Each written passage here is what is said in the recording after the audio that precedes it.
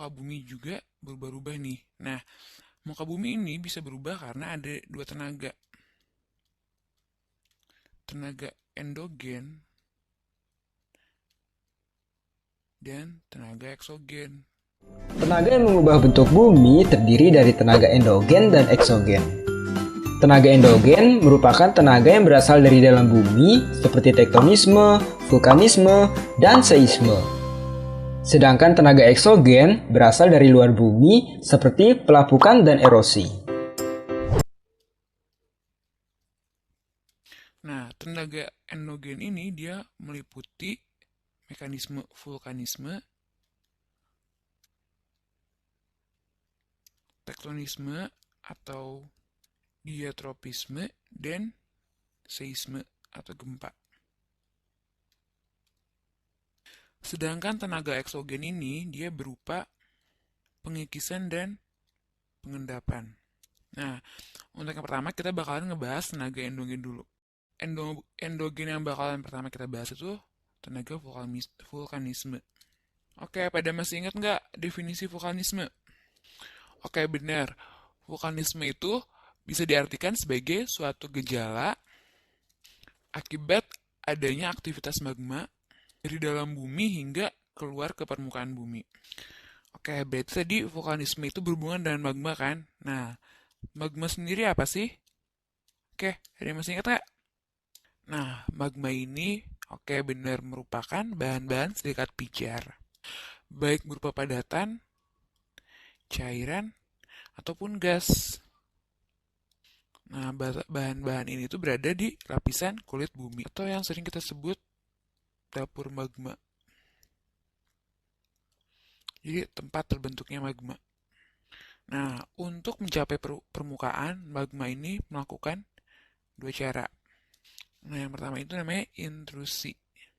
Nah, intrusi magma ini merupakan proses penerobosan magma melalui rekahan-rekahan atau celah lapisan batuan.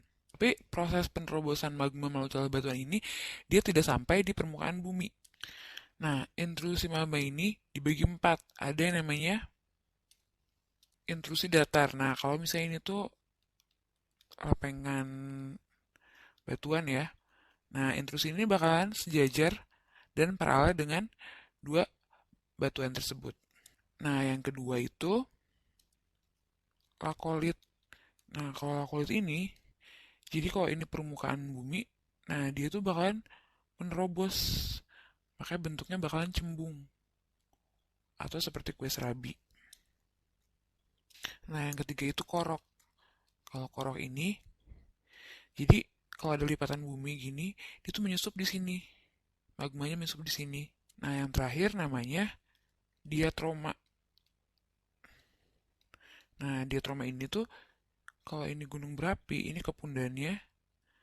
Nah, di sini dapur magma, dia tuh bentuknya silinder, memanjang. Nih, namanya diatroma. Tapi ingat, si magma ini dia tidak sampai ke permukaan bumi. Nah, tadi yang kedua, selain intrusi itu ada namanya erupsi atau ekstruksi magma.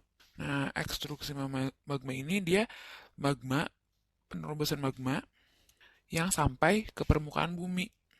Nah, baik melalui badan gunung api di daerah sini atau yang mendesak badan gunung api ke arah atas. Nah, erupsi ini juga ada macam-macam.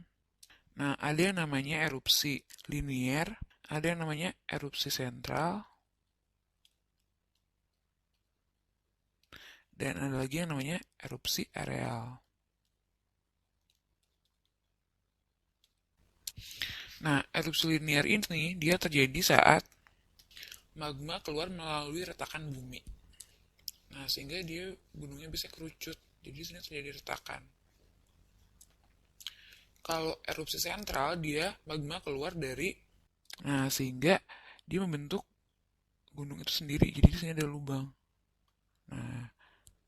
Nah, kalau erupsi areal magma ini tuh keluar karena dapur magmanya sangat dekat dengan permukaan, sehingga dia biasanya kepundannya sangat lebar.